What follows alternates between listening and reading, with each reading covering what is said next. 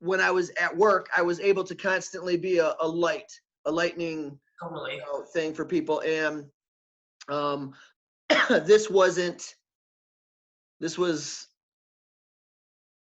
That's when I changed. All of a sudden, I was like, "Whoa, wait! How do I do that?" Because I've always known that that was my why. My why is to help other people, to add value to other people's lives, and help them be the best versions of themselves. Yeah.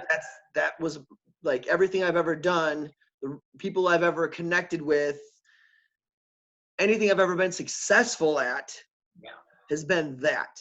Um, and so when I read your post about, because that's what this is a totally traumatic experience. 100%. And so um, when I read your post about we are living in the midst of a trauma. It's not, we are not at the middle end. We're at the beginning. You know, people are still We're somewhere. yeah. All of a sudden, people are saying, "Uh oh, we have to be in, like in Michigan, we have to be in till, you know, April 30th." And I'm like, you. Hopefully, people realize that by your giggle, you understand it's not just going to be like, and the doors are open, because then we're going to be in here until July, Yeah. and then it's a whole nother cause of issues because when it gets hot, people are less tolerant, and, and look what happens. You know, all of a sudden people are like, okay, be smart. And if you live someplace beautiful, yes, you can go outside, but, you know, don't crowd. Or we're going to have to close down all the beaches everywhere because you're all the same. Exactly. Yeah. Yeah. That's originally, and because I'm really about being just guided, and if it, you know, for, I don't know why, but like when people pop in my head, a lot of times I would send them random text, or I would, you know, I've always felt very connected to people. And so I'm like, you know what? I'm an instrument. That's what I'm going to be doing. That's what I'm going to be used. And so when I saw yours, I was like, yep, I don't know why I hadn't asked you to be interviewed. And you were like, duh, don't be stupid. Yeah. And so because my main thing, what I'm doing now is, which I didn't understand, like I said, when I started my YouTube channel, was just to be a light in someone's dark. If Yeah. it's in, you know, even if it's a legacy for my kids, or if it's somebody stumbles across it once and they're like, oh, wow, that's awesome. Great. I had reached out to this one guy over 2 years and tried to connect with him, and it didn't really work. And then all of a sudden he's like, I called him one day, or I sent him a text, said, hey, I want to reach out to you. Is after church. I'm like, yep, you popped in my head. I want to reach out to you. And he said, yeah, I've been thinking about you. We need to work together. And he calls me Amazing. like 2 years. And I went, but once again, I was not available mentally, emotionally, spiritually, physically, like ready. I wasn't ready. I had all this blocking me, you Yeah. know, and basically what it is it's just awareness is what it was. It's, you know, I wasn't always cut off from connection, but I was wrapped up in ego, and which ego presents then other people's opinions of me are more important than myself. And then I changed my beliefs to match my actions as opposed to the other way around, which is never gonna work. And so I spoke to one of my friends who's a nurse, and he's recovering as well. And I just was checking in on him because once again, you know, like I was like, oh, you know, hey, how you doing? And he said, I know why people from Vietnam don't talk about Vietnam. And, you know, and I was like, oh. And so I just talked to him, and his hospital's like 20 minutes away from where he lives. And so I just talked to him for that 20 minutes. And from the first 10 minutes, which was hard to listen to because it's almost like you said, I'm insulated. I'm not, like you said, there's our age people, 46-year-old dudes getting intubated and dying, and that's 20 minutes from me. Yeah. And we went from that conversation, and you could just hear how upset and the despair and the struggle, to by the time we were done talking about his daughter and talking about fishing and talking about camping, and then at 2 in the morning, because God doesn't have a watch, I woke up and it was, I need to figure out a way to connect healthcare, frontline healthcare worker people with volunteers for conversations. Yeah. And I Totally. went, okay, I guess that's what I'm doing now. Yeah. And I don't know what, so like literally yesterday, I put in for a nonprofit, and I'm applying. It's gonna be a nonprofit organization. I looked at, it's called Here For Our Helpers, the number 4, because there's 4 in my family. Yeah. I don't know, but that email was open, so I have that email. That, like, just weird stuff that you're one of those, when you know your why, the universe conspires to make it happen, kind of thing. That whole statement. Oh yeah, I totally get that. It's yeah, but you're that kind of person who has it stems from that natural I don't even want to call it a desire, because it's so much more than that when you have something inside of you that like requires you to help other people. It's not, yeah, it's so much deeper than that, right? So yeah, it's just naturally inside of you to feel that, I don't know, you have to, again, foster some form of change to be able to facilitate that, as much for yourself as it is for those other people, right? Again, it kind of, yeah, goes back to that, trying to figure out how to adapt. And you know that you have to, because in a sense, almost, for like, I believe for people like us to survive and get through these types of things, that's how we have to do it, right? Like, we know that we're adaptable creatures, and that's how we have to, we're almost like chameleons, and that we have to kind of get to that next color to make sure we're going to be able to evolve again through it. And oh, I totally get that. That's amazing though. I'm so pumped that you're, yeah, creating this nonprofit. And oh man, it's the perfect connection for people. Like, I think and I think you're right in that ignorance is the perfect way to describe it, because everyone is so much more ignorant than they want to admit, like so much more. And it's good to force that type of a connection, because yeah, we need to, I don't know, kind of own our ignorance and be more aware of what we are ignorant about, and just, yeah, be able to educate ourselves better. But like you said, that's, because it's discomfort. It's not comfortable to, if back in the day, if you didn't know a trade, or if you didn't know, it didn't foster a skill, Yeah. you didn't survive. Yeah. And so it's not, and what happens is when people feel purposeful lives, that's when they feel fulfilled. And that's why, how can people who are millionaires and billionaires and stuff not be happy, or commit suicide, or become alcohol? You're like, so something's amiss there. But you're right. It's that, to me, it's that, okay, I'm confronted with, whoa, maybe, am I being ignorant about something? Or am I not catching something?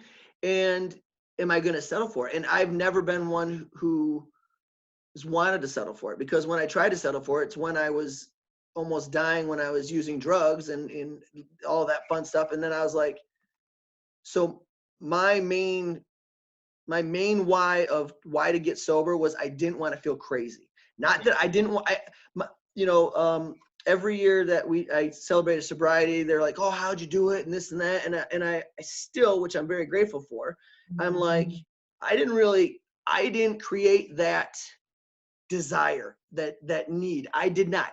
That was innate in me, or, like, to me, it was a God thing, because it was always like, I want to be better. Yeah.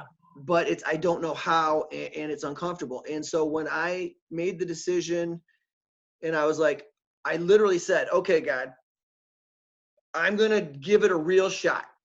If you put something in front of me, I'm going to try to be better than I was yesterday.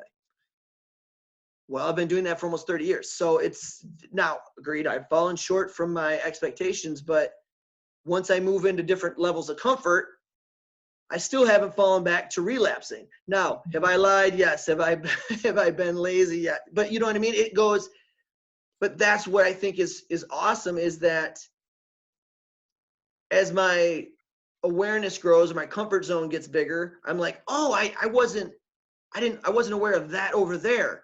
And then all of a sudden it's a little bigger. You're like, oh, over there. And I remember when I first got sober, everything was overwhelming, because I was like, okay, I have to change everything. And somebody at a meeting said, listen, the only thing you don't have to change is your name. And I went, well, that's overwhelming. But that's what it is. And that's okay, because like you said, nothing in I won't even say universe, but we all know even the universe is still moving. Like we sit there, we think we're on a planet that's nice and stationary, but yet we're spinning and spinning around something that's spinning, and we're turning while we're spinning. Like it doesn't make any sense. But because creatures of comfort, I saw that, or I was directed to that need of, it's almost impossible, I think, as people to be preventative, because you have to be so, I don't even know, like you have to be given such divine thought of, so we don't know that there are toe handcuffs in the future, Right. but I'm going to create a toe handcuff key, or weird, like you can't, right? Like I can't first, because that means you have to first come up, like completely create something out of nothing, then come up with, okay, what are the problems that are going to be associated with that? So we're very reactive. Humans are reactive, but Totally. we're adaptable. Like and because we have higher learning and we're social creatures, we have the best set of adaptability techniques because we can rely on others. We can reach out. We can form new bonds. We can do all kinds of amazing things, which I see partially because that's what I'm choosing to look at. But that's why I see you, and you're Totally. pushing. You're not in people's faces, but you're like, listen, I'm putting it out there. I'm putting it out there because it is as much for me as you. Exactly. And but as a holistic approach to life, like we are so interconnected with people and things. And I I almost had a breakdown the other day because I felt so overwhelmed in thinking, I hope things don't go back to status quo, because it wasn't working. We're well aware of that. But so that's why, I was talking to the excuse me, the woman who's helping me do this nonprofit. Yeah. And so my degrees were psychology and sociology minors kind of, and hers are sociology major and psychology minors, but she didn't really want to work with people. So she liked the predictability. And I went, okay, literally that's funny. So she's like, yeah, let's do this. And she just helped me do it. And she's like, yeah, because I'm looking, I thought, wow, it's $600. She goes, yeah, no, this was 20. It's going to be 275 later. I went, oh, that's half the price. Amazing. Yeah. And it's funny because the coincidences that I don't necessarily even try to explain to people anymore, but some people want to look at coincidences. That's great. My parents a week ago said, hey, what are your medical bills? And I was like, oh, it's like $310. And my dad's like, okay, we're going to help you with that. I was like, that's so wonderful. I didn't ask him to. Mhm. And then all of a sudden, guess how much it's going to cost for this nonprofit? $295. That's funny. We're just falling in your lap. It's just weird. But it's because I'm along for the ride. My ego is out of the way. My desire for comfort is out of the way. Exactly what you're saying. Like I am embracing the adaptability part. So, but yeah, I just like, I've always felt more connected to you because you're more my people. You're more like introspective. Right. It's a weird thing to feel it and not, to be honest. I think a lot of it probably also stems from mental illness, because I do believe anyone who experiences any form of mental illness can connect with someone else who has also experienced that way better than they'll probably ever connect with someone who has never had it or experienced it or felt any of that type of stuff, right? Because it puts you in a place where you can understand better how to empathize with someone, how a person feels things like on a different level. It puts you in a different sort of a headspace, and it just, I guess it takes away some of that ignorance, right? People who don't experience mental illness are completely ignorant to it, and not to any fault of their own. Correct. It just is what it is. So you're never going to be able to truly foster that same connection with someone as you would if you're like, well, shit, man, I've been there too. I totally understand what you're saying right now. Well, and when this popped in my head, I did not have a concept of what it was going to look like. Yeah. I came up with for lack of a better term, a platform for people to connect. And then everybody who was placed in my area was like, oh, well, maybe an app. And I was like, oh, that's a great thing. Okay. I don't know any tech people, I guess. And then all of a sudden I, reach out to somebody and I reconnect with somebody and sing for her grandmother turned 100, but she's in New York, so we got to go and dress in a unicorn outfit and sing to her in her driveway, and just like, because once again, yes, it's wonderful for her, and I don't mean to be callous, but we're gonna remember it a lot longer. Yep. And both kids were there, and it was just something that you're like, that's bigger than you, that's awesome. And so then 2 nights later, I'm like, I'll just put it on Facebook. Does anybody know anybody techie? The girl's grandma said, oh yeah, my brother-in-law, here's his information. Oh my gosh.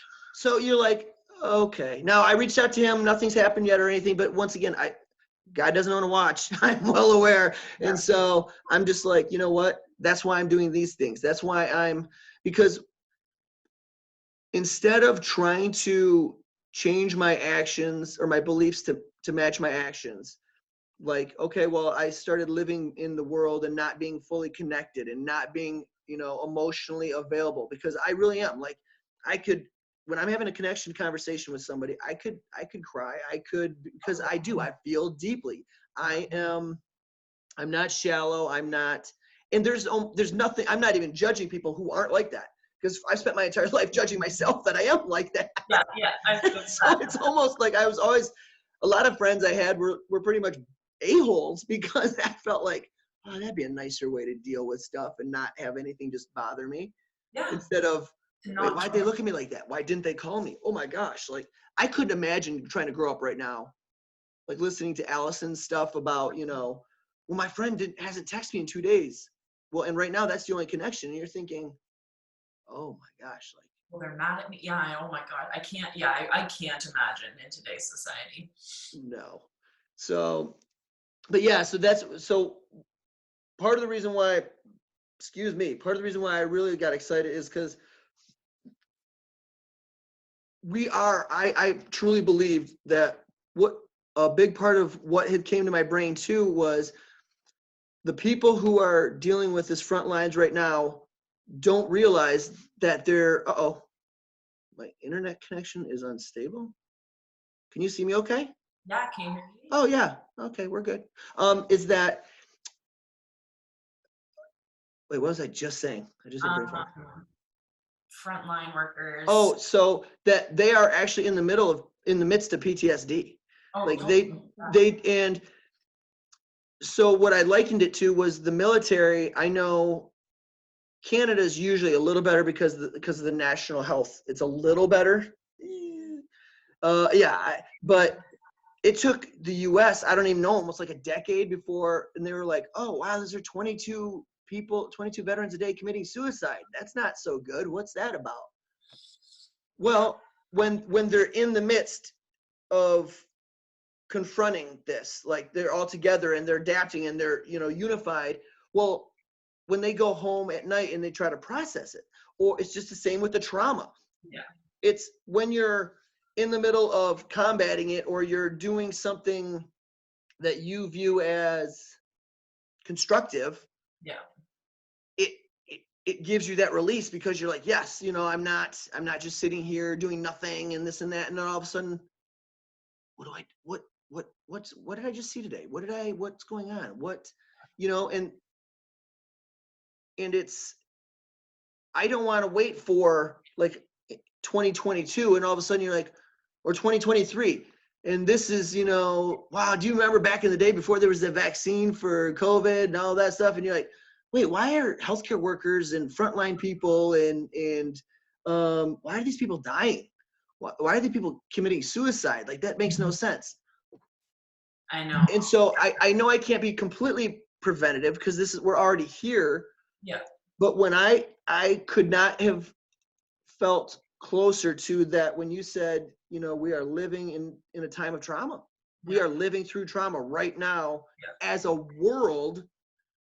And that's in the worst for me, the worst part of this whole COVID-19 and coronavirus is that it's not in spite of other ones or instead of, it's in addition to. Right. So people are like, well, maybe the US is only going to have 60,000 die. Well, that's not that. I mean, you know, it's not great, but it's not as bad. Yeah, but it's in addition to the other 60 to 80,000 that die from the regular flu. Exactly. So now you're doubling that. Yeah. And then that's what's going to happen to the people who are on ventilators. Do you think they're just going to recover and be like, oh, my lungs love me now? Yeah. What happens in the fall? When we don't have a vaccine, this comes back. I mean, or regular flu hits them and they're like, well, obviously they can't have any type of respiratory anything because they'll die. Yeah. So and then you have all these people who want to help financially, especially right now, probably can't. Yeah. But they would be willing to be around on a Thursday from 4 to 6. And if they get a text or a call or a video chat and just say, hey, you know, and what's cool about it is the person who's calling might not want to talk about what's going on. They might want to talk about, hey, do you like cats or dogs? Yeah. Do you know what? Because, and then the person on the other line, the volunteer, just gets to be like, you know what? Thank you for choosing me. Thank you for reaching out to me. Because then the person they just put on a ventilator who passed away or whatever issue that's going through their head, they have a connection to, see, this is what happens to me when I talk about this, but they have that connection to, okay, I am making a difference. It is important. People do care. And yes, it's wonderful that people are giving everybody food. And like my friend said, there's just too much food.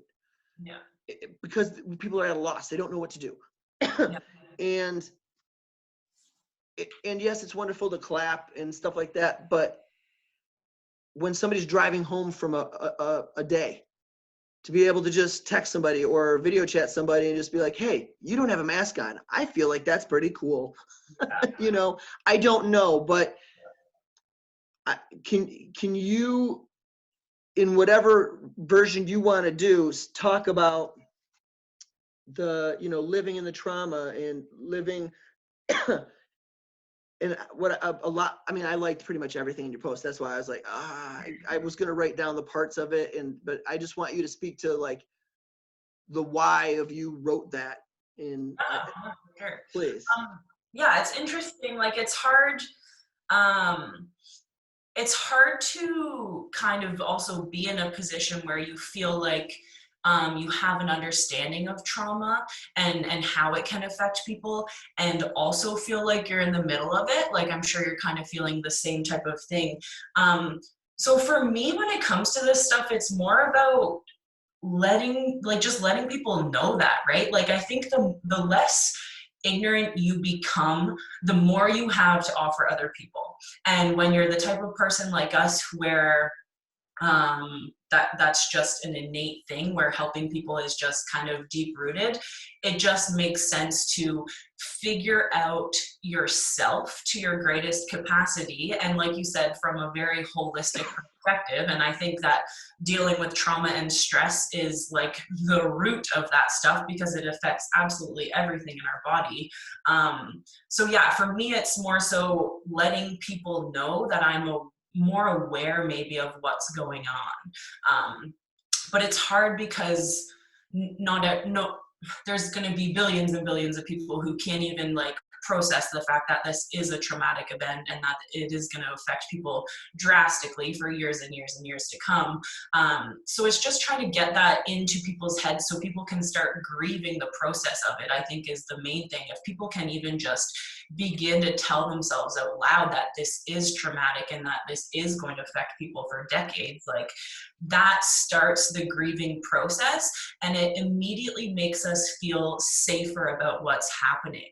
Like the more we can blatantly recognize things and just make them real, it makes it that much easier to deal with, right? So I've talked to a lot of people about how we need to separate ourselves from the idea of coming through this on the other side, because there is no other side of this. This isn't just like a block of time that's been thrown at us and it's gonna all go back to what it once was, like you said before, right? Like we don't get our normal back.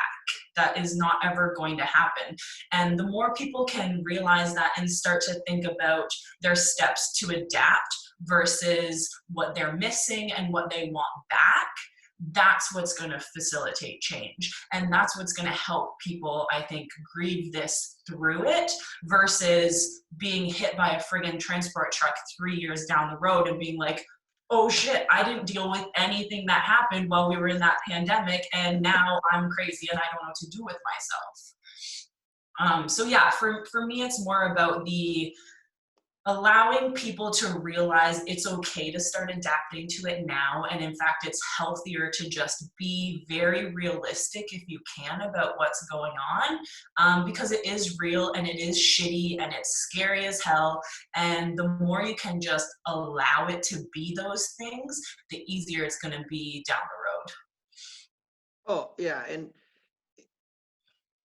it's, yeah, I can't really add great things to that because it's exactly, it's people, I understand the disparity in, I'm sure it's like this in different rural parts of Canada, since there's some rural parts of Canada that aren't getting hit and stuff. But something is like a kid from an Amazon tribe just died yesterday from it. That's pretty stinking rural. Yeah. It's in the jungles of Amazon.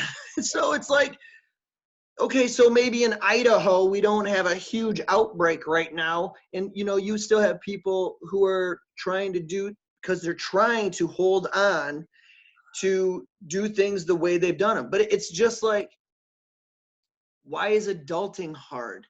Adulting is hard because we haven't necessarily grieved that this is a different place for us. This is we are different people. And we know anything significant takes a long time to adjust to and adapt to. And that's if you're working at it. Yeah. And so you have all these people, you're right, like in 2-3 years or who knows, they're going to go, wait, why is my life a ball of crap? Like, what is going on? And it's,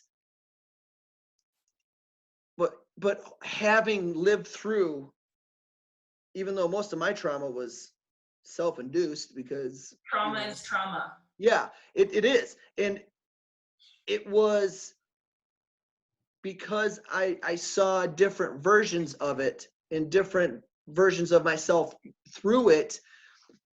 That's when it was, okay, and I changed my perception, my perspective of there's no end game.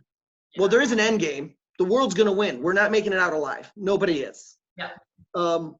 But the end game is, how am I functional? Am I more functional tomorrow? Am I better tomorrow? And that's why when I first started at the CrossFit gym, this one girl came in and she ended up creating a group called Better Than Yesterday. Nice. And I love it. And ever since she said it, I went, yep, that's what, because that's what I try to live my life from, is just being better than yesterday. Now, once again, I don't always succeed, and that's okay. But that's also having gone through trauma of being in long-term inpatient for 26 months, and then, having guns pulled on me and stealing stuff and living at a runaway shelter and being in the foster care system, and it's, and all the stuff in between. And since then, and it's trying to grasp that, okay, when I voice it, it almost makes it takes away some of the power, and it's like, because it's that a problem halved is a problem shared is a problem halved. And it really is. It's like, okay, you know what? I don't know why, hopefully it works. I'm going to stay open with somebody. And you do, and you're like, that feels a little lighter, like weird. Like it's not gone. It's not like it never happened, No. but like you said, it gives you almost like an energy boost of, oh, I think I can get through this.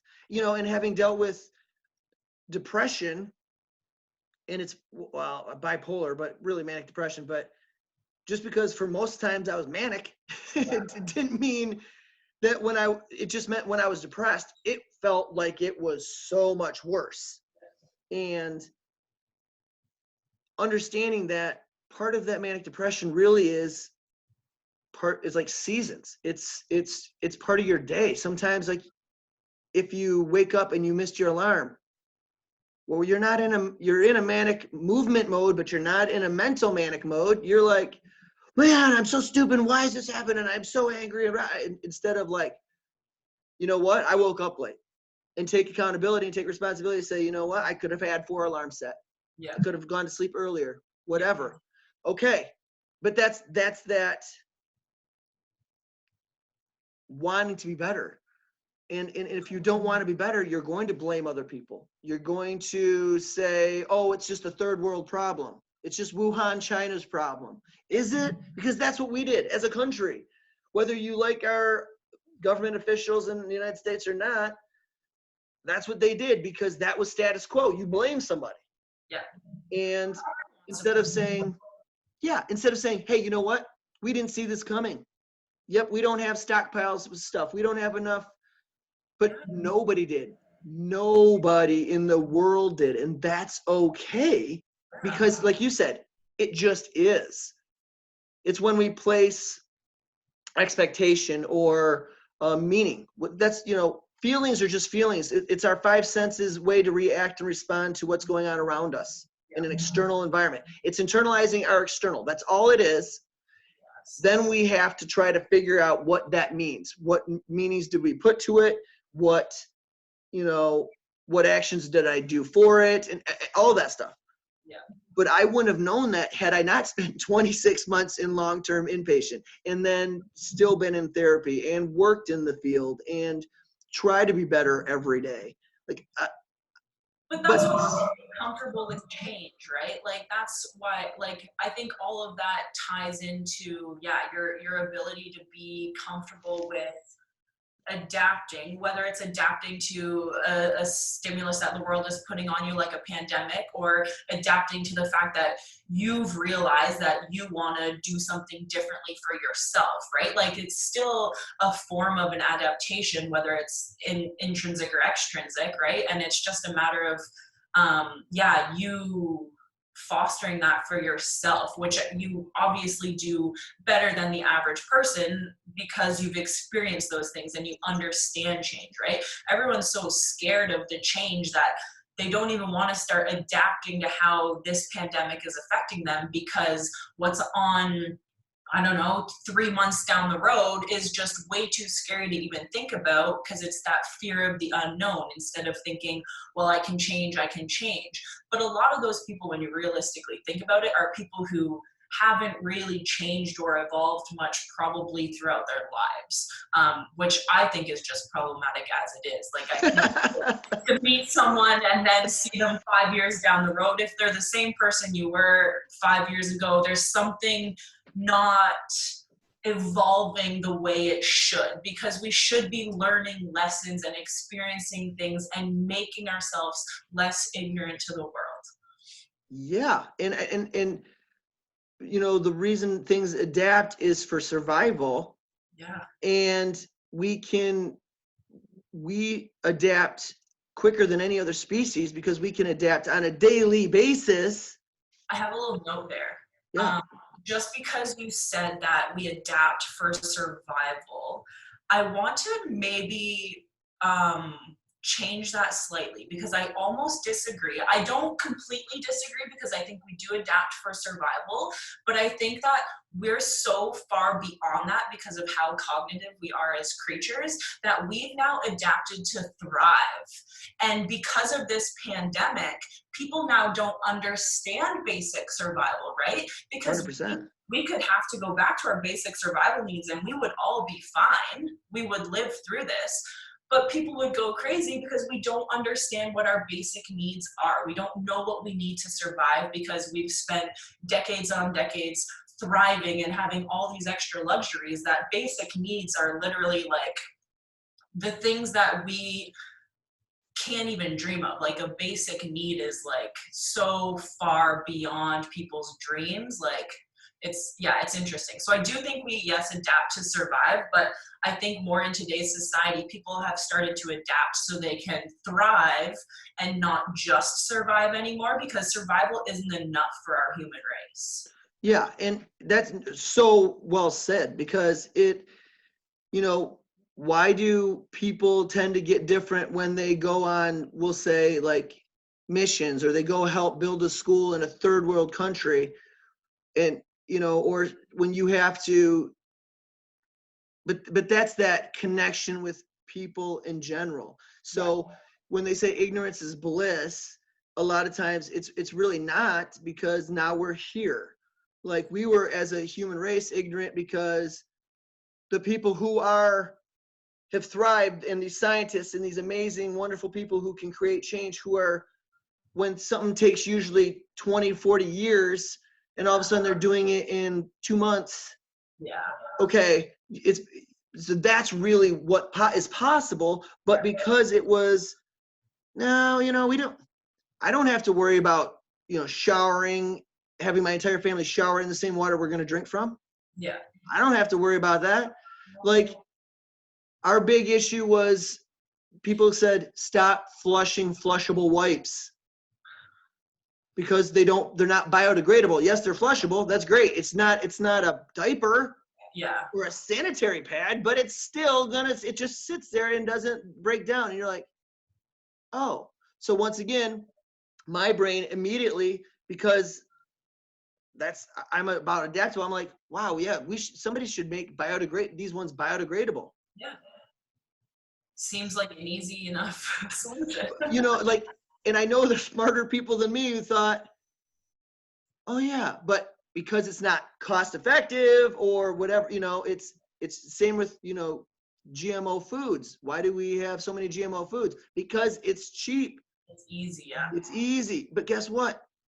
That's because if I could take the same amount of land, and instead of actually having to like leave it alone for a year and go over here, you know, and once again, I have very limited gardening knowledge, not even farming, but gardening knowledge, that I know you have to leave it alone for a bit, so that over here you can go, and so you need this total space. Well, if I do GMO and I can do constantly here, I could sell this land for developing, and now I make millions. Hey, but then how does that affect my kids and you, and you know, the person in Saskatchewan, and the Kiwis down in New Zealand, like, and I love that, though. That is such because people are talking about survival, you know, and they're like, well, I don't have heat in a house. Now that's horrible, but they have a house. Yeah. Now, yes, is it in a scary, probably neighborhood? Yep. Is it, you know what I mean? So yes, it's the whole level of thriving. Yes. And, you know, people are, you know, we have these wonderful companies, Zoom, who's like, yeah, go ahead. Yeah. Like, they don't have to. Exactly. Yeah. But you're right. The people who are flourishing, and thriving, are the ones who challenge themselves more often than not. Yeah. And they see, okay, you know, but to me, and when I first started this journey 5 months ago, basically a month in after I stopped feeling sorry for myself and beating myself up, and I took a look at, well, what can this teach me? Like, what can I learn? Yeah. Instead of, and I know a lot of people get weird, like, well, see, that's a God who's like, yeah, haha, I'm going to burn your house down. What level, what are you going to learn? Life still happens to everybody. So my attitude is really the only thing I can control 100% of the time. It really is. And even that is not always. I would argue that's not even controllable 100%. Well, yeah. Well, and that's what I said, like, I can't even control my first thoughts. My first thoughts just pop in there. Yeah. Now, what I focus on is what I can control. And so, but what I feed grows. And so that's why, I was feeding well, what if I took this time to actually embrace my why and only do things that were in accordance with it. And since then, I've been a better dad, a better husband, a better friend, a better son. I'm more energetic. I have okay, all the stuff I wanted anyway is a byproduct of right living. Now, I knew this years ago, but I was thriving so well, I stopped being adaptable. I love that. I did. I stopped challenging I lived off, oh, yesterday I did, and it wasn't, tomorrow's coming. Yeah. Tomorrow I'm going to be a day older. I'm going to be a day possibly less fit. I'm going to be a day closer to when my last day is. Yeah. So what am I doing? Am I doing everything possible? And, the idea of being a change facilitator, I love that. I wrote that down. Like when you said that, I was just, because I've always been a facilitator. Yeah. And I've always asked questions. Now, I'm okay that I don't have all the answers, because to me, that's an end product that's not up to me. You don't want that end product, because that means you're no longer ignorant, and who wants that, right? We want that ability to keep learning. Well, most people want that, but then when they get it, they realize, I don't really want that, and that's why I think it's been so, I feel like sometimes I should be overwhelmed, that I'm trying in the middle of this thing, or while in this trauma, because I'm aware that it's trauma and it's completely life altering for everyone, hopefully everybody. But that I'm like, okay, so what change can I bring? And that's what it is. And that change is that connection and understanding, because some people, the reason I thought it can't, like the platform or the app or whatever, the way to connect doesn't have to be the Zoom, because for me, this Zoom or, Instagram videos or, any of that stuff, it's even more personal. It's like the level of trust, right? It's okay. I don't know this person. We both are going to have usernames or something, so it's anonymous. So that way, I'm like, I can just text them and say, hey, I work in the hospital. I'm not even a doctor or a nurse, but I have to work in the hospital. Yeah. Like, talk about, at least doctors and nurses feel like they're having an impact. Yeah. You have some of this staff who's necessary, but you're like, okay, what am I really doing here? What is this, and exactly. They might just want to say, yeah, I'm kind of freaking out. I don't know if I want to go back to work. Yeah. Yes, the other person on the other line might get like, oh man, I should, but guess what they're probably going to do? They're probably going to just be their best selves. Yeah. They're probably going to just say, listen, anything you do is awesome. Yeah. If just, yeah. But we know that and so I'm excited, because for me, it's the challenge of getting people to open up anyway. Yeah. And understand the therapeutic value and the empowering that comes with the admission of, I am not 100% perfect right now. I think it's negative things, right? The admission of anything negative. Yes. Well, it is so important to, it's actually one thing that I have, I talk to people about regularly, just the fact that you need to own the shit that you don't love about yourself. Because it's there and it is what it is. And if you can say it out loud, then you're gonna eventually become okay with it. And that's all right. We just have to be able to talk about the negative shit. Yeah. So as soon as, those people like that are saying one thing negative and they're able to get it out there and it's a safe place to do that, it is a complete release for them. Yeah. And like somebody pointed out, like, they might start by sending a text, and then if they realize, well, that made me that little bit of feeling better, which once again, the person on the other line, that volunteer, was useful, was helpful, and connected. And they're going to be like, you know what? I think I'm going to, instead of 2 hours a week, I'm going to be available 10. Even if the end result is they don't get 10 hours of calls or whatever it is, you know, the fact that they're more available for the connection. And then the person might say, you know what? I'm going to call somebody. I want to call next time. And they call and talk. And then they're like, you know what? I just want to see somebody.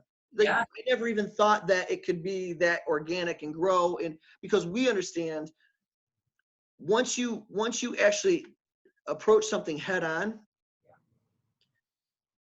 you have the taste of hope. You have the taste of, oh, this doesn't always have to be this way.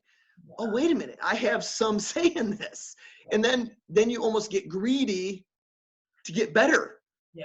Like that's what I am right now. I'm greedy to help because it's like I've known the being in a room full of people and completely by yourself. Yeah. Or especially me being like a jokester and somebody who's funny and everybody their whole life has said, oh, you should be a comedian and they're around. I'm like, yeah, I've been suicidal so many times you don't even realize. Like, why do you think so many people who are funny have addictions or have died? And you know, you're like, oh, it's so true. And but once you get a taste, once most people get a taste of the relief and the release and the I don't even want to say taking back control, but the understanding of their capability. Mm-hmm. Like even just a little glimpse of their own capability. They're like, wait a minute, I don't have to always be like this. Now, yes, it's bumpy and it's messy and it's not a straight line. There's like recovering from anything is never a straight line. No. You know, and I think that's part of the reason as a world, at least in the United States, in like first world countries, that's why they're struggling because they're trying to think, okay, May 1st. Next step. Where's the straight line? Yeah. And people are not comfortable even going backwards sometimes to be like, hey, what if we actually don't move for a minute, kind of step back and just observe, think, meditate. What? No, don't do that. Ponder what's up before we take our next step instead of no, this is just what we do. Yeah. And then looking back going, wait, what's going on? Where am I and once again, I know I can't physically, and you know this, we can't change anybody. And and most of the time we're gonna want people's change more than they want it for themselves not because they don't want it, but because they don't think it's possible. Yeah. Like, or they don't know how to facilitate. And they don't know how. And so that's why I know this is a God thing and it's beyond my limitations in a great way because I have big views and I'm not detail oriented. You've met me. Yep. I'm like, wait, what? How long have I had? Oh, wait, we've been talking for 4 hours and we're supposed to do this for 20 minutes. Oh, okay. But I'm also understanding that if we've been talking for 4 hours, it's probably more beneficial than whatever the goal was to do, like the setup thing. Which is, once again, I don't know why that's one of my gifts. That's just a gift I have. And I like that about myself, which it's sometimes a struggle. That's why I'm trying to, for this opportunity in this path, in this vehicle, I'm trying to set myself up with people who are much more detail oriented because I need that. And that's okay. I'm aware of that. You know your boundaries and kind of where you need to set them. And you kind of play within your own limits and then you can allow people to help out with the other stuff. Correct. But what I'm excited about is I'm excited to help coach these volunteers who a lot of them might think, well, I've got to say the right thing. And that's why I don't want it to be professional. That's why, one of my friends is a suicide? No, she's battered woman shelter, but also crisis hotline, but a lot of it's for battered women. And she's amazing. And oh my gosh, it's a wonderful, super needed thing. And especially now, like that's one thing, because I'm not in that scenario. I know people being at home, some people prayed or loved the day when people weren't at home. Like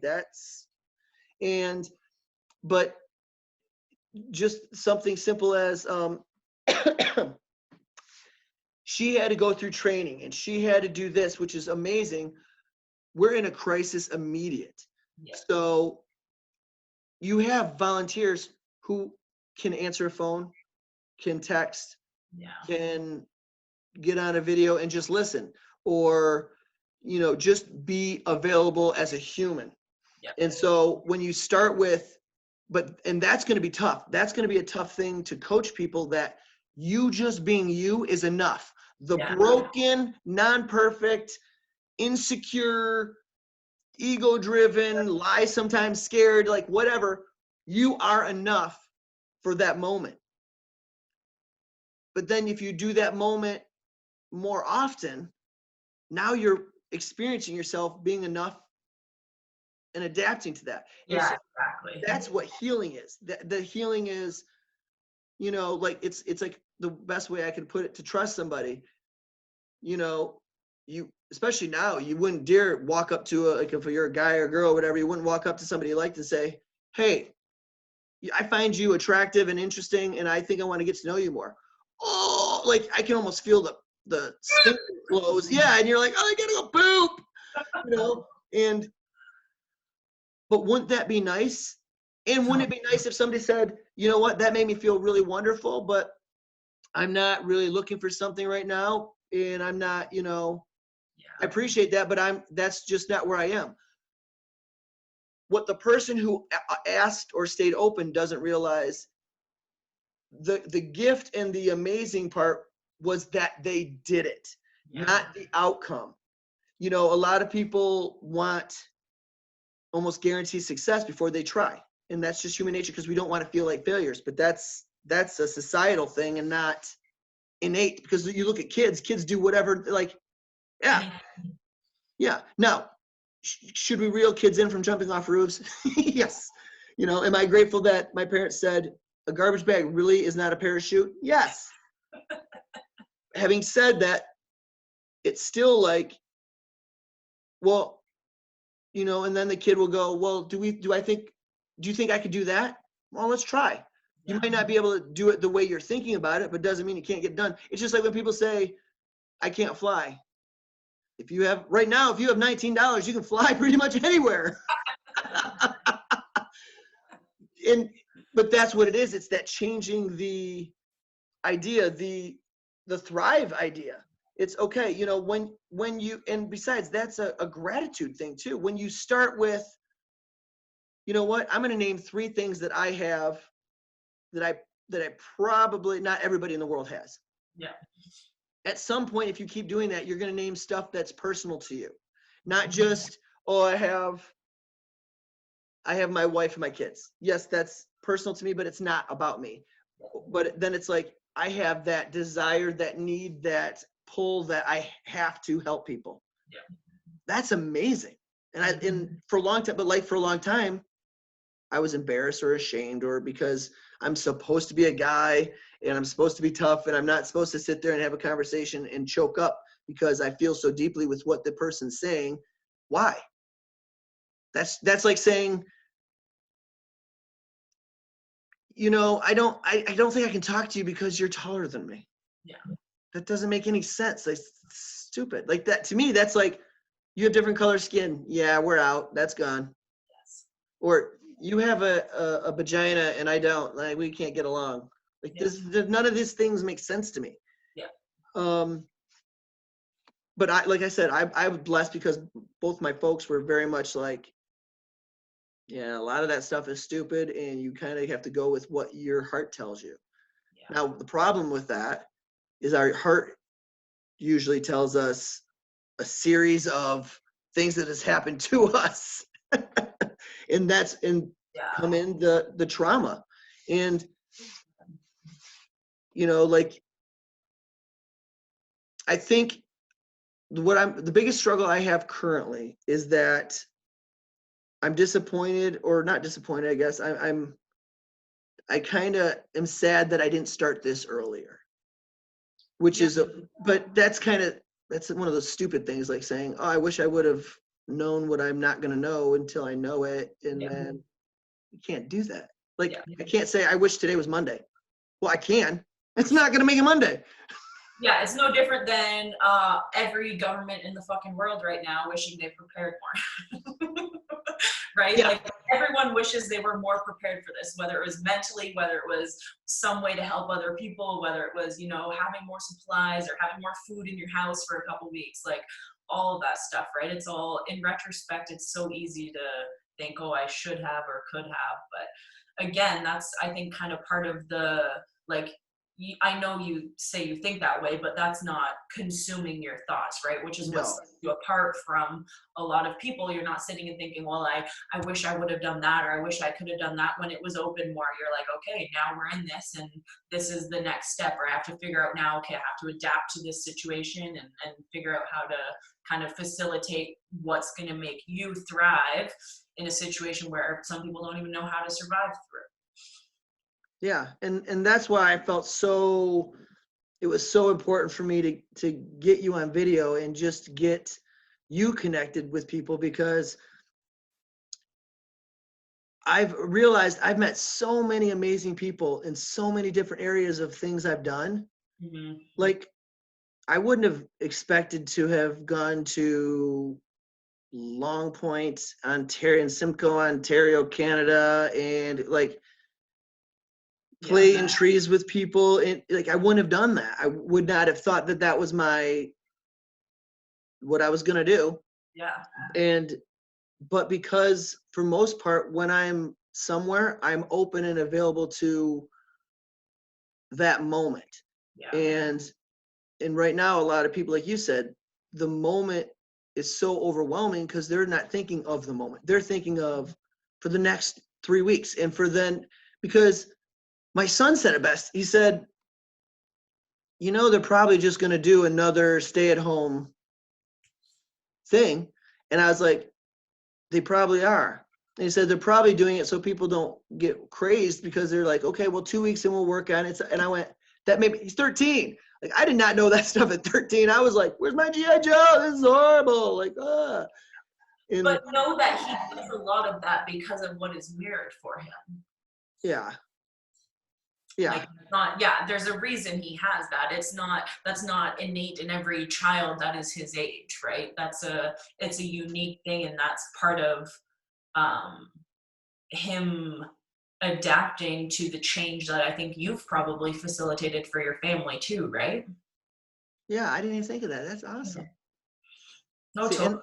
I think the reason why it's exciting, it's kind of like the byproducts of what I get from going through something, and like is what I wanted all along anyway.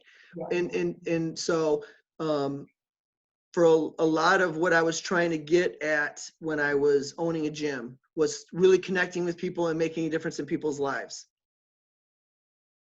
I don't have to own a gym to do that. And obviously I can't going to the gym. Nobody is, and yet I can still do that. Or like really connecting with my friends. I have more time to do it now, Yep. which is cool. And Yep. but it's the byproduct of right living, you know. I can't think myself into right living. I have to live myself into right thinking. And that's, I know, an AA saying, but it really does apply, because I have great intentions. And, you know, a lot of people have great intentions, but then their actions say a whole different thing. And you're like, well, if they might be trying to reform themselves from being thieves and liars. And so during the day, they're like, hey, you know what? I think you dropped this $1.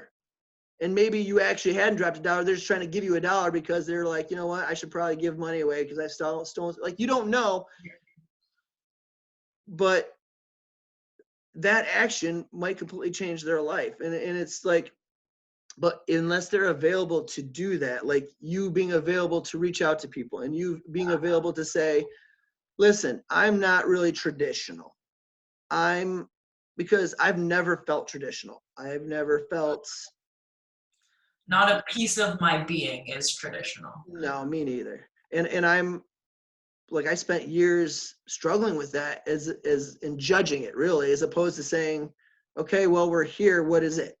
You know? And Now that doesn't give me free reign to say, I'm not great at technology, it doesn't come easy to me, so I'm not going to learn anything. That's what I would do sometimes. I'll be honest. And so that's why I'm like, okay, Zoom, let's figure out Zoom. I can record on Zoom. That's why I'm going to do these. YouTube channel. I still have troubles like figuring out how to hashtag.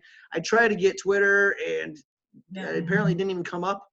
So I've got to have a Twitter tutorial and but it's one of those things like, I know the byproduct of doing that, the end result of doing that stuff is going to be so much better than the limitation, living on this side of limitation. Because fulfillment is always on the other side of our limitations. It really is. Everything we've ever wanted is on the other side of our limitations. Yeah, and I think that the way you put it was nice because it kind of explains or kind of touches on the way that we, I think that the way we're forced to adapt to stuff is by originally somehow feeling uncomfortable with ourselves, right? So like, even like you said, like being judged by other people for things or, like all that kind of stuff. I've obviously dealt with a lot of that as well. Being a non-traditional female in this society is hard to do. It's really difficult to try and figure out how to be okay with not necessarily wanting all of the things that society wants you to like have and do, right? And so that being able to understand that there was a time you were maybe uncomfortable with what was true to you makes it that much easier to kind of spin it the other way and realize, okay, like I was uncomfortable with myself. It's okay that other people are uncomfortable with me because I get what that feels like. So now I can almost like spin that and take it so I can make other people feel comfortable about what they feel uncomfortable about themselves. And that's, I think that's, again, it just really stems into that deep need to help people because feeling uncomfortable with who you are as a person is just as traumatic as going through a pandemic. Like it's something that people don't really realize is trauma. When you are something that you at some point in your life don't want to be, or you're something that you don't feel is encouraged or enjoyed by other people, like that's a traumatic event in itself, right? So I think that little type of stuff that people don't really recognize as trauma sets people apart in dealing with something like this. And that's why you're able to facilitate that change for people. And I think, again, that's why it's that much easier for you to want to help people because you kind of get how to want to do it and you get how to start that process because you've gone through it full circle, probably within yourself numerous times. Yeah. It is because it's, but, and the thing is, like, I can see and almost hear all the excuses that I personally made, like all the reasons to not want to, and I understand. And then what happens is I can't make people watch this interview. I can't make people, want to call. I can't make people want to change. Like I'm a change. That's what a facilitator does. It's just giving options. It's giving different points of view, different perspective, and understanding that all the perspectives are okay. Yeah. And like what you said about, how you're dealing with this trauma. Yeah. It's just, yeah. It's, judging yourself is only going to make the trauma harder and understand, like, but that's always a challenge for people in general, is that, being accepting of mistakes, which is weird. I don't know why that's such a, and I think that's why I like working out and exercise and CrossFit for sure too, but like just working out because nobody does it perfectly ever all the time. And the bars, the weights, none of that stuff, they don't care. They don't judge you. They're like, listen, you're either going to lift me or not. You're going to move me around or you're not. Yeah. I'll be here anyways. Yep, I'm here regardless. Like the trail that I look at and I think, oh, I should run that trail. It's still there. Yeah. And it so I think having that self connection, and some people have not necessarily have to, but some people come at that self connection through helping somebody else. Like, and so that's another one of my hopes, is that maybe somebody is available, has a connection, and then says, oh, you know what? I didn't realize that I liked helping people, or I didn't realize, like, once again, my limitation is my experience. And, it's hard for me to be philosophical enough to understand I'm not the Dalai Lama who spends all day just sitting there thinking about amazing deep thoughts on thoughts on thoughts and coming back to it and making sense with it. But my hope is something as simple as it gives, by me reaching out to people, it gives someone that, I don't even want to say permission, but the availability to be like, yeah, I can change. I can be a little different. I can, connect, because that's really what it is. Because as soon as somebody is more okay with their why, like I love the Simon Sinek "Know Your Why," and he even said, it was some little thing. He said, I think everybody should know their why, because that's why they do things. Yeah. But he said, it's not my job to make them understand, or it's not my job to, and that's when I was a substance abuse counselor, that's part of the reason why I got burnt out, is because I got wrapped up in the end result of, well, is it successful? Well, what is success? And, well, Billy didn't go out and rob a bank today. Well, then that was successful, as opposed to judging it and saying, well, see, he relapsed, and what's the point of even trying? Yeah. That's insane. That's like saving, I'm going to save somebody's life. Should I save somebody's life even though I know they're going to die tomorrow? Yes. Yes, I should. Because by me trying to save somebody's life, guess what that's doing? Saving myself. It's also reminding myself that I'm human. It's honoring myself. Yeah. And now it doesn't say, yes, everything I've ever done is accepted and wonderful and I'm no flaws. I'm not an idiot. But well, I kind of am. That's why I have to say that. But it's much more of that, like you said from the beginning, this is what I am. Yeah. And it's not only good enough, excuse me, it's amazing. Yeah. And it's what I have to give to the world. And so one of the things I think I like is, the last time I was there, and I think it was for his funeral. Yeah. It seemed like you were more comfortable with you. Totally. And seeing you, and even before this and stuff, it just has grown. And so that's what attracted me to say, yep, I'm going to make sure I pay attention more. Because like I said, I'm much more open to people, which is funny because I've always thought I was pretty open to people, but I'm really open to people who are in the process or really working on being better. Yeah. And adding value.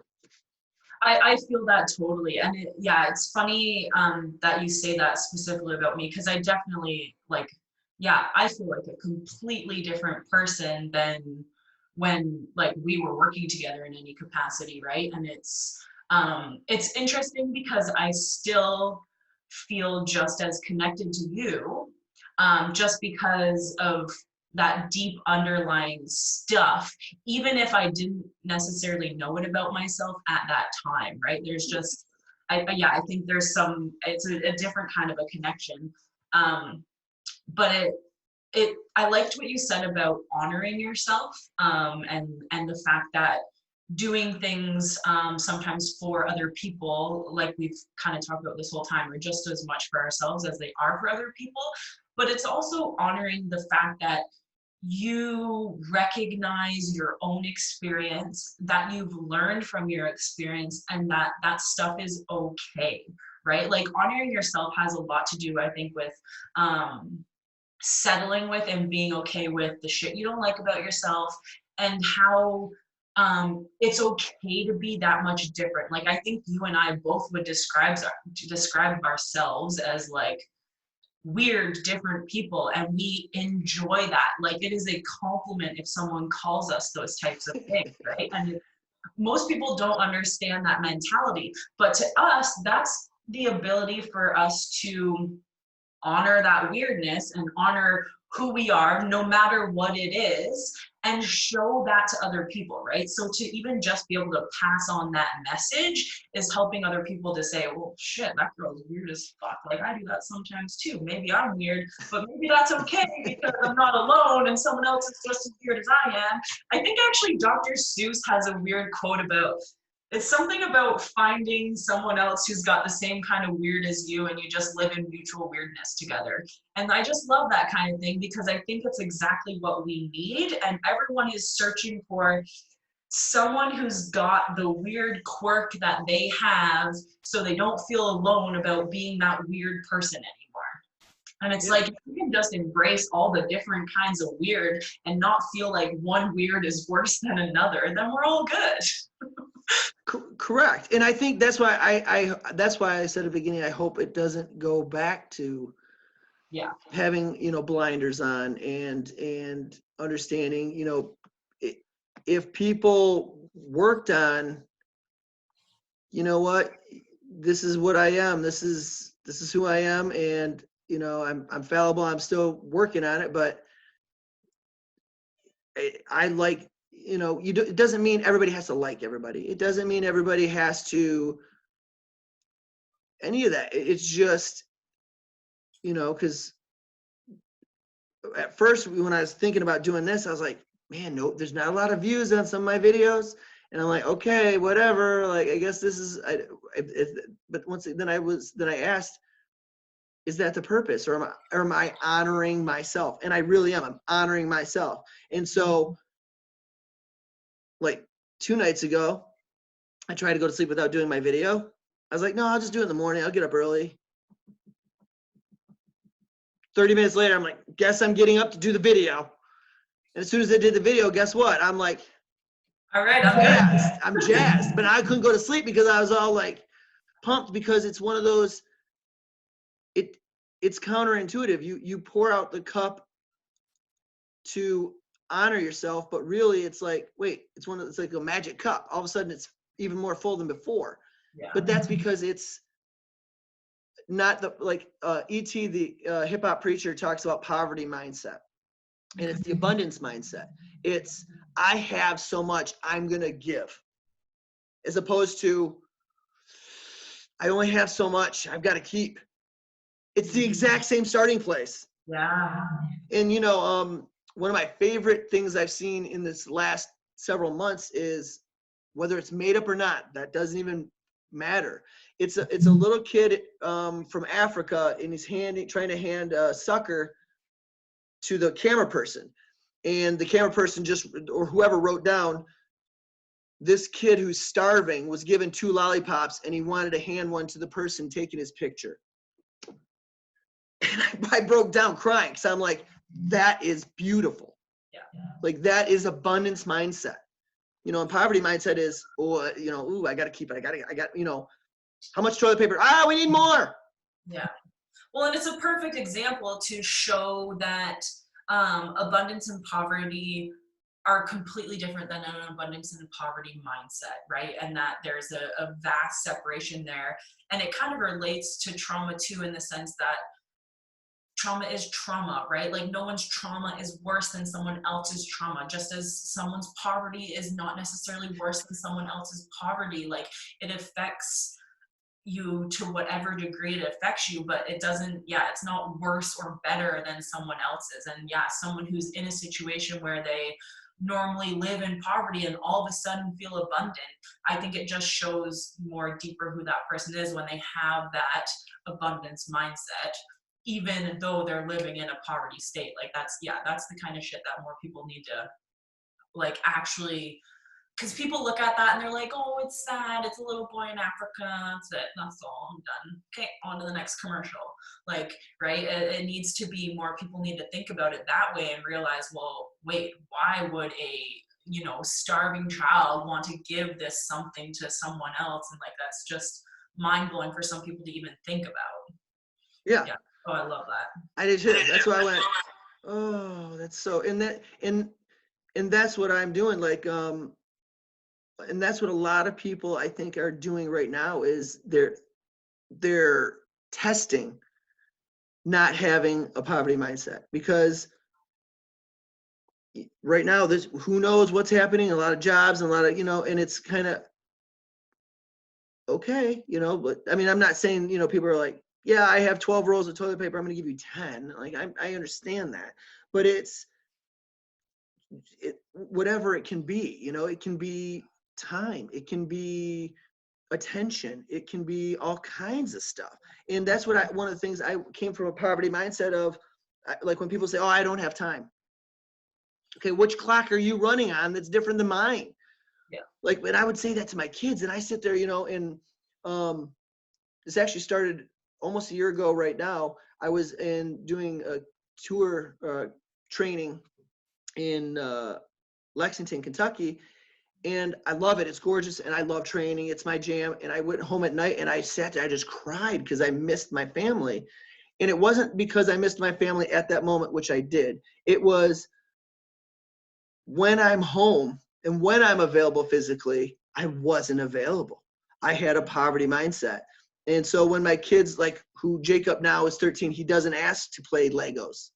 He doesn't ask to hold my hand, to do, the stuff that I took for granted, like getting in your car, driving wherever you want to go, or, like so many things.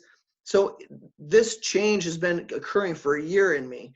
And that's when I started doing dad diaries and just writing down, during the day, what I did with each one of them, what it made me feel like, what I thought about, because, Love that. this is the stuff that makes me better there, and vice versa. And so it's funny because then I have more time to be a good dad. I have more time to, like last night, we put up a tent in my daughter's room and she slept in the tent, and then we did a fort in my son's room. Oh my God. And and when they ask me questions, I don't ever say no and then think, oh, I wish I would have said. I say, yeah. I almost feel like I'm living that Yes Man movie, and it's fun. I've been feeling that for like 4 months, and I just go, yeah. And you can see they almost don't want to ask me stuff because they're so used for me to give an excuse or a reason why, and I'm like, yeah. And when I catch myself now, because I'm more present, because I'm purposefully not living in the constant trauma and constantly traumatizing myself and them, because I'm like, because the way I view it is every day is a different opportunity. It really is. When you wake up, you can reset the day at any time. But that's a good kind of, okay, I woke up, let's figure out. But something as simple as, I was going up the stairs and Allison asked me a question like, hey, can you do this? And I wanted to say immediately, yeah, just give me a minute. And I went, yep. And what happened? I felt amazing. I didn't care. I don't remember what I was going to do because it wasn't important, and that's what I'm so excited about. And that's why I feel so deeply moved to do this, to create a vehicle for people to just connect and not just, hopefully it's, even if it's just a text and say, yeah, I'm a healthcare worker, whatever, or it's a friend, something simple as every time I talk to people or every video I end with, I'm like, if nobody tells you, I care about you. Because somebody said that in a meeting one time and I almost lost it. Because I was like, oh, there's people who don't hear that. There's definitely people who don't tell them that to themselves, but there's people who don't hear that. And I'm like, it's just amazing that what became valuable to me once again, which is, I don't know why it's funny that my friend told me this yesterday, is my values, which is value. And I went, at 46, should I have made that connection before now? Like, Okay. valuable. Like, you have to, I think it is so important. This is something that I have talked to Mark about too a few times. I think it is so important to stand for something. Like, you have to have morals and you have to believe in something. And like, I think that you should be able to ask anyone outright and say, what do you believe in? And there's a few things right there. Because if you don't believe in something, what the hell are you doing? It's true. Yeah. You know, and I did that with Donna, because, you know, I kept using this excuse and I didn't realize it was an excuse. Like, well, she's not super spiritual because she's not really religious and kicked it with God and this and that. And then I said that to her because she's the one that brought it up to me, and I'm the one with the degrees in therapy. But she brought it up to me about, hey, you know, this is you're telling everybody else about this wonderful project you want to do, but you're not telling me. And I was like, well, because I just failed at a gym. I just failed. And then I was like, well, and because you're not really spiritual. She goes, I don't act the same way you do with my spirituality, but why do you think I've been making masks for people and I've been singing happy birthday to kids and going to their house and dressing up in costumes and singing happy birthday? Why do you think I've been making lunches or getting lunches and dropping them off to people's houses? And I went, oh man, that's what it is. Because the reason I got with her is because of what she stood for and because of her morals. And so I was like, but when something happens or there's trauma or there's whatever, you know, in the trauma of losing that job and not being successful, it was traumatic because it shook me to the core. But then all of a sudden wasn't looking past it. I let it create the limitations. I stayed in it. And so when she said, you know, this, that, and the other thing, I went, you're 100% correct. I was using that excuse, but then it was that connection. It was like, yep, we are both doing the same thing. What are we doing here? But I think you're right. I don't like small talk. I don't do small talk. And it's funny because I talk a lot. So you'd think I do small talk, but like a lot of times I can't remember people's names, or I don't remember people's names, but I'll remember the stuff we just talked about. Yeah. I'll remember that their grandma painted their toes green one time when they were little kids, and they thought, and because that stuff's important. Because if they let that slip out or let that out, there was a reason, and that was important to them, and that's so to me. I don't ever view an opportunity to get with somebody as a small talk opportunity. I just don't, and I know some people that's overwhelming for them. Like, that's why I know sometimes I'm a lot for people. Yes. And I'm actually really, really, really a lot better with being okay with that, because instead of then saying, well, then I'll just be a small talk person. I'm not a small talk. I'm not a small person. I know I'm not in stature a big person, but I am a large person. I feel deeply and I think deeply and I care even more. And so instead of trying to limit that, which then judges myself, which then I just constantly in the trauma cycle of, well, I'm not good enough, and see, I'm not good enough, and that whole stupid thing. I'm like, no, this is what are we doing? Yeah. And it's boundaries are huge.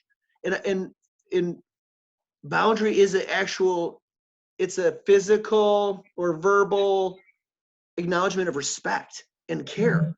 Yeah. Because if I don't care about somebody, I'm not going to have a boundary with them. I'm not going to say, hey, you know what? I want to be able to talk to you forever, but I've got to go do something because I have a boundary for you and for them because I care about both of you. Yeah. And so that's where I was getting at the gym. I would have troubles because I was like, well, I should be home. I haven't been home, but I'm here helping you. And nobody, well, even if they did, most people are not going to say, well, I'm not going to like you because you said you were supposed to be home at a certain time and now you're going to go home. Mm-hmm.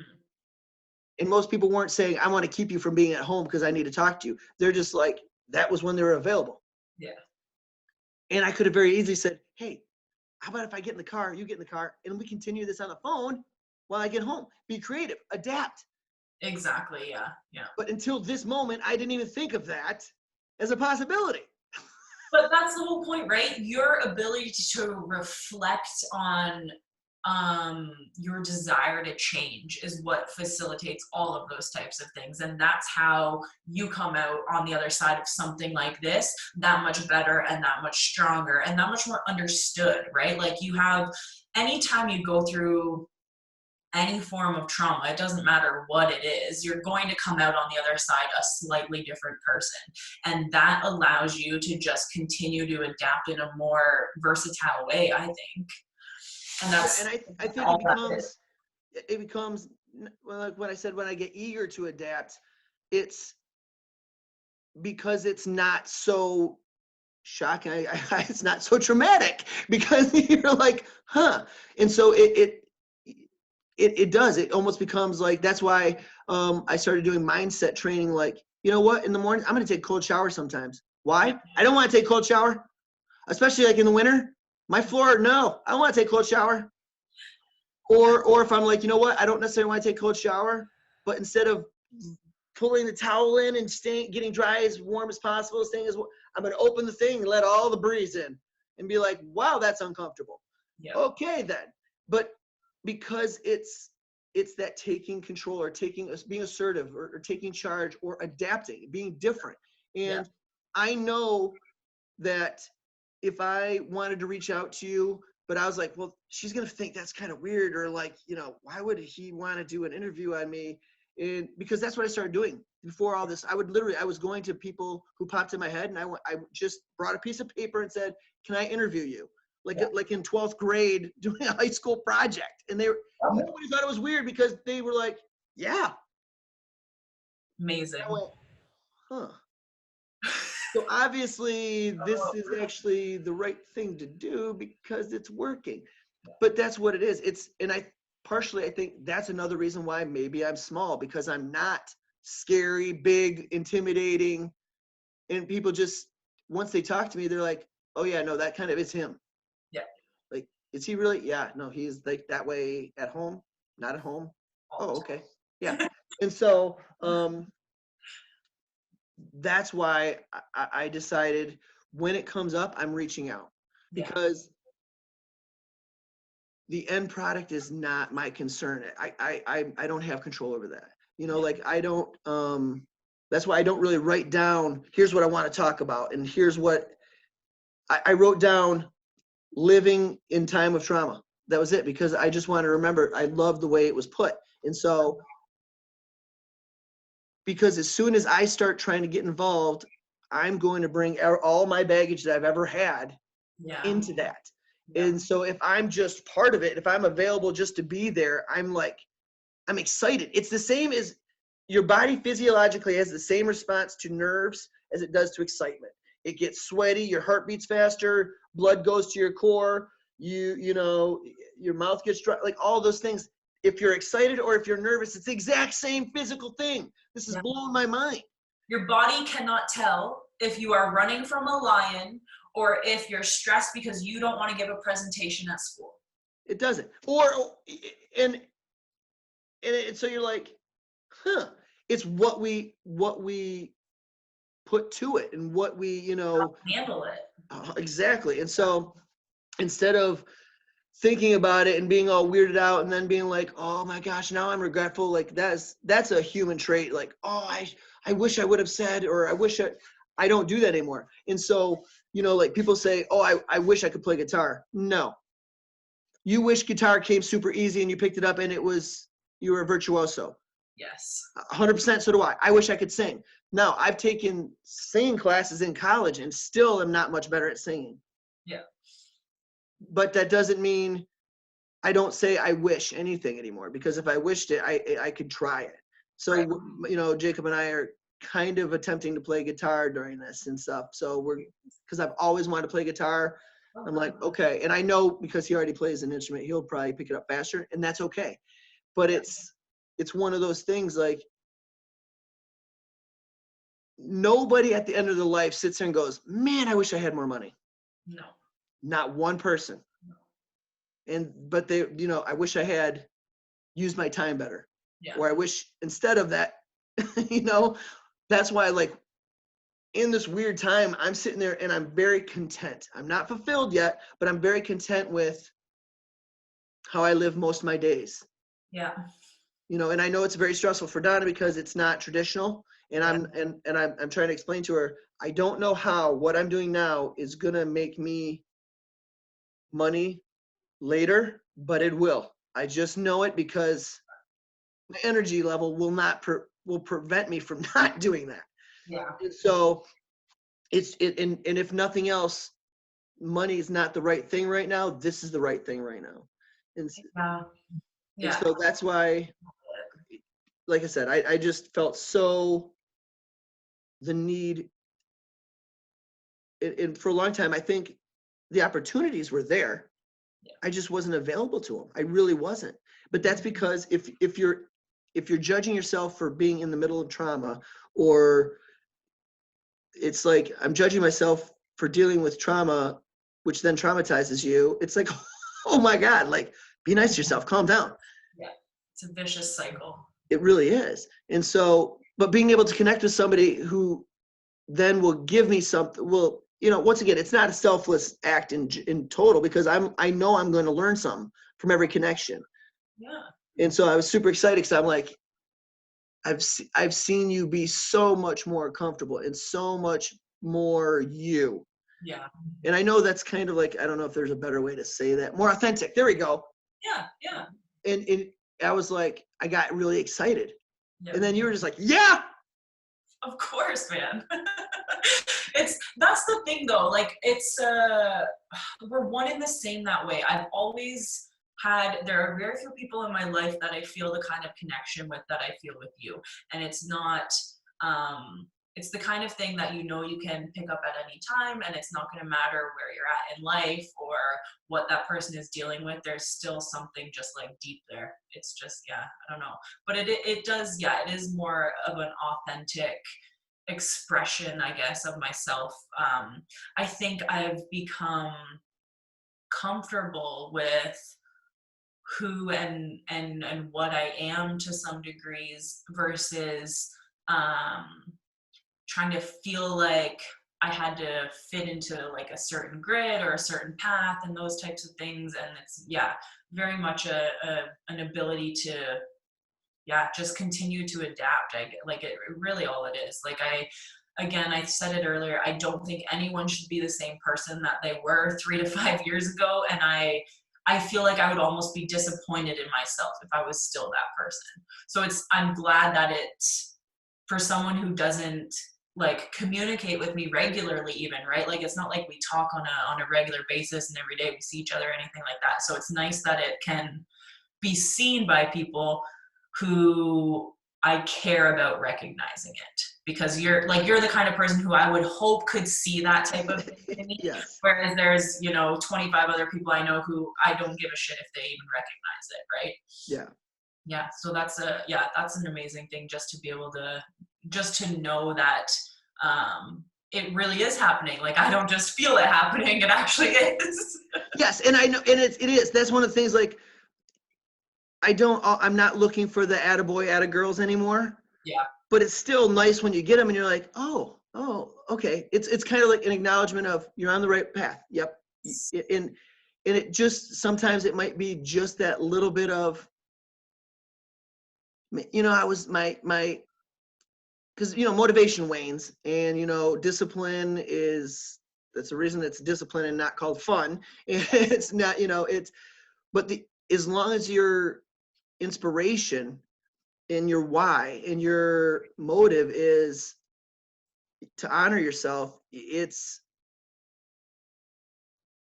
much more palatable and much easier to swallow and much easier to maintain discipline. And like, so one of the things I think I wanted to point out too, and is I don't think it's a coincidence that your body metamorphosis has probably helped your brain metamorphosis, and both vice versa. Because having worked with a lot of girls, high level, like athletes, going to CrossFit games and, Olympic weightlifters and, nationally ranked and all that stuff.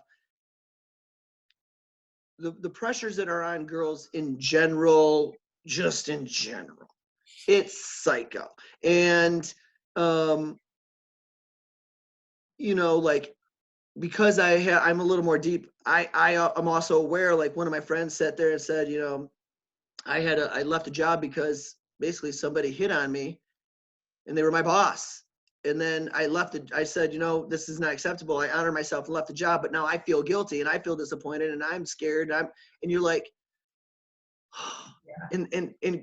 like girls have it so many ways of hard that I'm not even aware of, you know, like something as simple as how many guys have to walk to their car with keys through their fingers like they're gonna freaking Freddy Krueger somebody.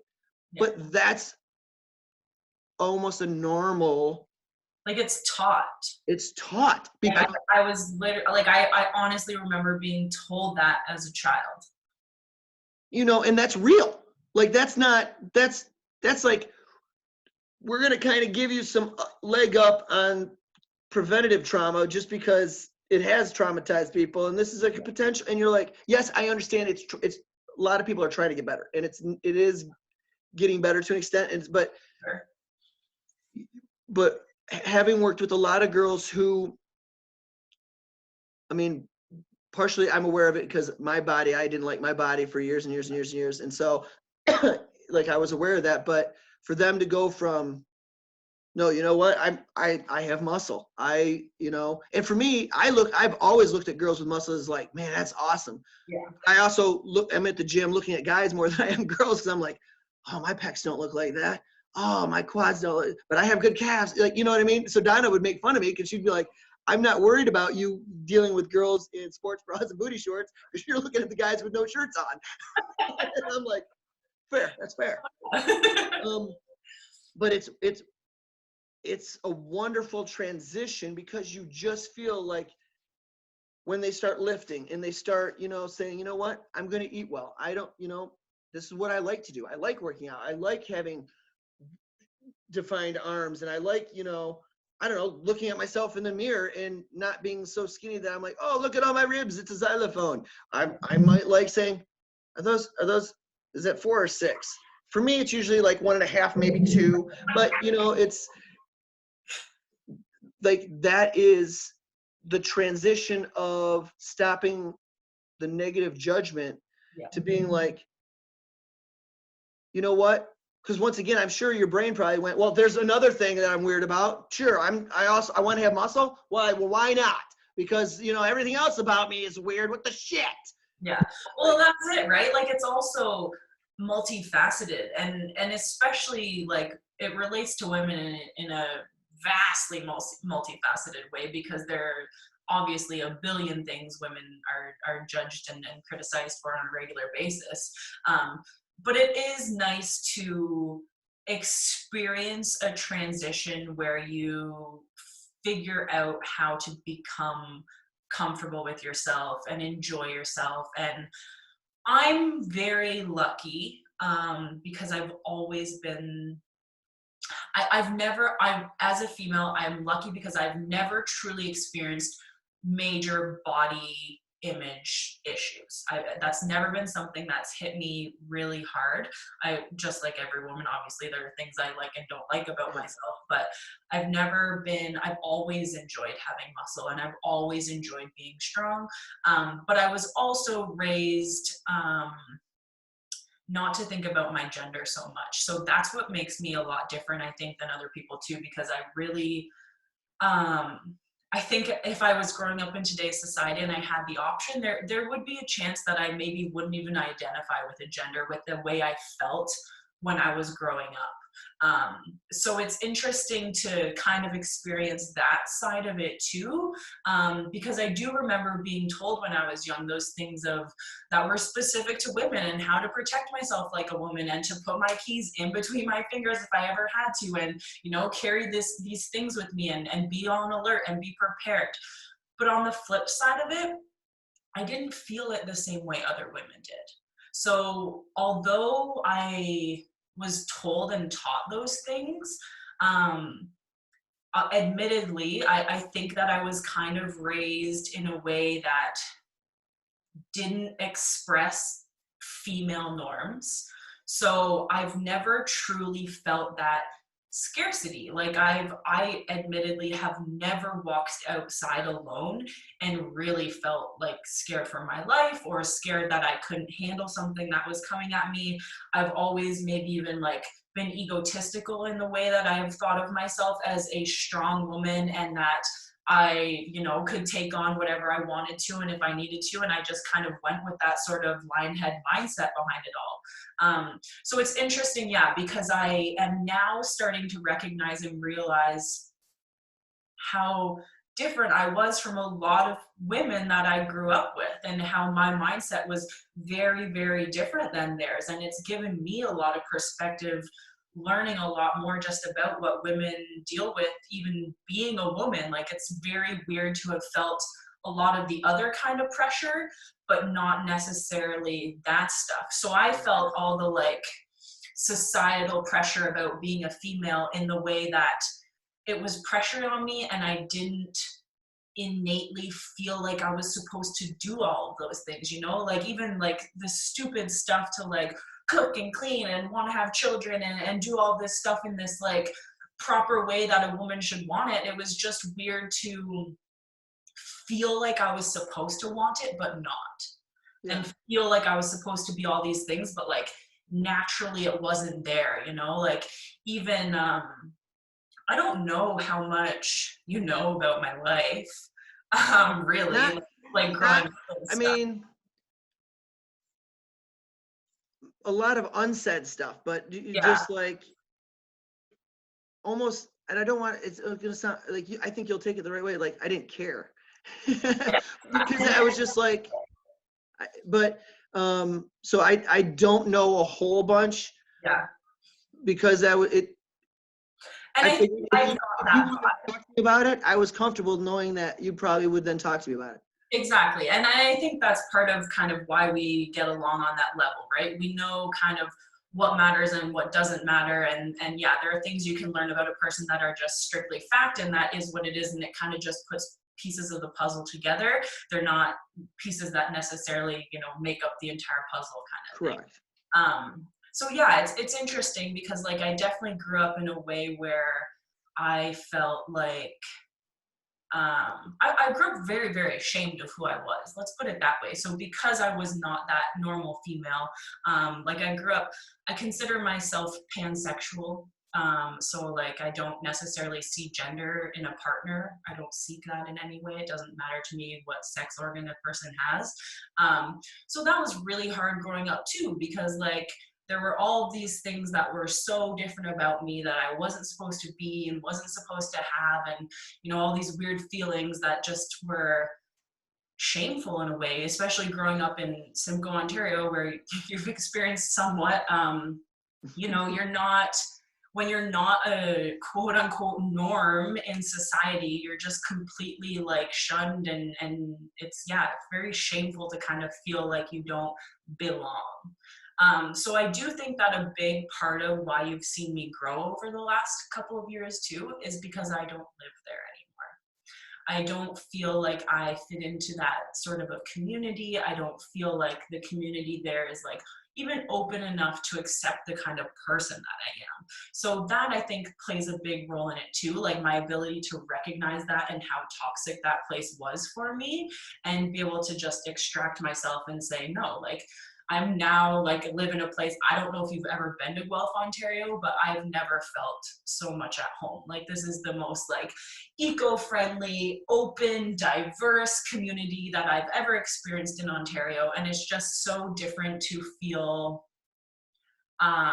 connected to a community that accept, like you feel like you could throw anything at them and they'll accept you, versus growing up in a community where like I spent years and years hiding who I was and crying about, not being able to tell my parents that my best friend was actually my girlfriend. Like, how do you get it's weird to, yeah, kind of stay in that kind of a setting and grow. I think realizing the toxicity of it made a huge difference in my ability to deal with the trauma of what I went through growing up there. Yeah, I mean, it, I think that's because what you did though is you realized okay, there's a lot I can't control, but I can control, moving out. And even if but like what you said, that connection, it was the community, once again, it allowed you to me, it allowed you to let the accepting of yourself wash over you for long enough so that it was deeper for you. And then it was like, okay, now I can go back or relate, and I understand, because I'm a different person. Because like you said, 3 to 5 years, and really 3 to 5 months, you should be a different person. Yes. But it gives you, it's the same reason why people are like, man, you were in drug treatment for 26 months. Yeah. And if I didn't stay in for 26 months, I don't think I would still be sober at 29 years, because I left while in lockup inpatient. I ran across a freeway in the middle of the day in rush hour, or in the middle morning in rush hour, because I jumped out of a moving car. Like, sometimes it takes what it takes. And I know that sounds trite or cliche, but it kind of takes what it takes. And then if you're given, if you were available, because you then said, you know what, I'm going to go ahead. And I think part of it too is that Mark was fairly accepting, and he likes you, and he's like, you like all you, like the weird you, the interesting you, the cool you, the haircut you, the strong you, the sassy crabby you. Like, I know that you too. And but part of the reason I like that too.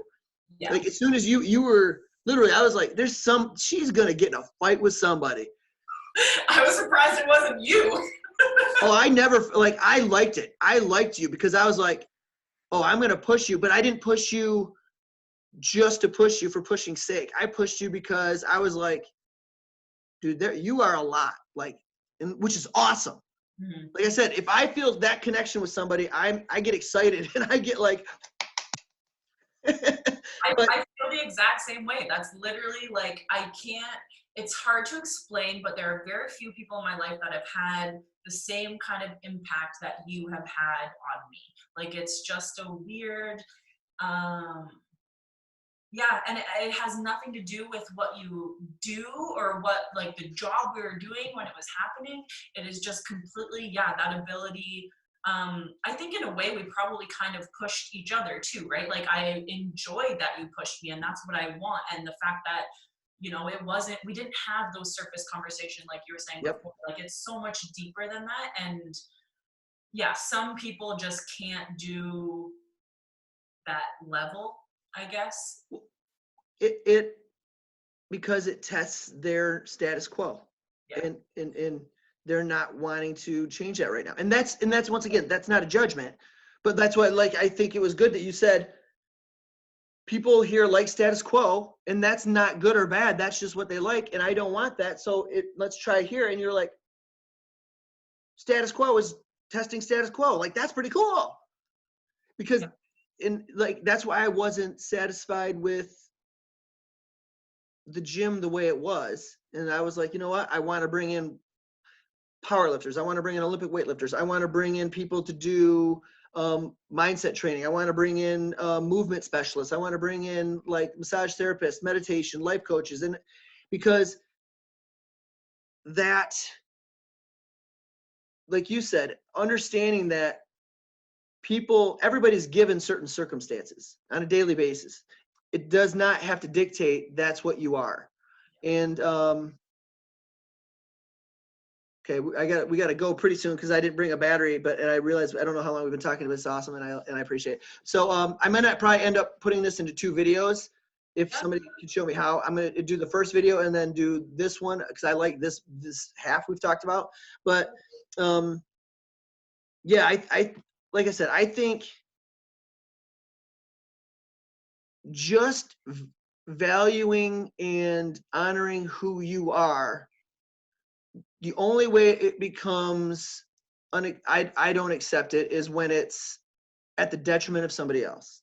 Yes. And you were never that type. Like, it was almost like like Haley. The reason why I like Haley so much is because she's a lot more reserved, a lot more quiet. She's a lot more but she's very introspective and she's very aware and she's actually sensitive. I Yeah. probably shouldn't be telling the whole world, whoever's going to listen to this, but she would get mad about it too, but agree. But that's why I connected with her too, because she it was, yeah, there's a lot more going on, but she didn't do it as, she didn't specifically push away people. Like you guys still would go to things and do stuff, but you might not just be, you wouldn't talk trash about other people, or you wouldn't, it was all encompassing, welcoming, like it's a holistic yes, equality type thing, like it's not, yeah, there's no reason to a lack of ego, maybe like what, like nothing makes me better than the next person, and people who realize that is like, that's just bar none. yes, and that's what I think a lot of people are struggling with in general with this whole situation. It's like, well, who do we blame and who's better and who's this? And you're like, that's poverty mindset. Like Yeah. if I have, you can't have as well. Yes. Oh, I know. I've said to so many people, like literally like clients and stuff, when they're talking to me about a decision that they've made, I have literally said to a couple people, what makes you so much better than me that you get to do that and feel okay about it, but I don't? I'm like, why is that okay? I'm like, if you feel okay about, going out and risking your best friend's grandmother's life, then that's on your morals, not on. Yes, that's not on me. Yeah, 100%. And like I said, I am getting taught even more that when I've connected with somebody, it's because if I value myself, that they were in connection with my values, and they were not that you're better or worse than anybody else, but that it was just, yep, that's more what I'm looking for. I'm looking for that deepness, and that it's okay, like that reality of, if we haven't talked for 3, 6, 9, 12 months, and then we can not have a conversation since a funeral Yeah. and be here. Oh, I Incredible. think you're Oh no, you're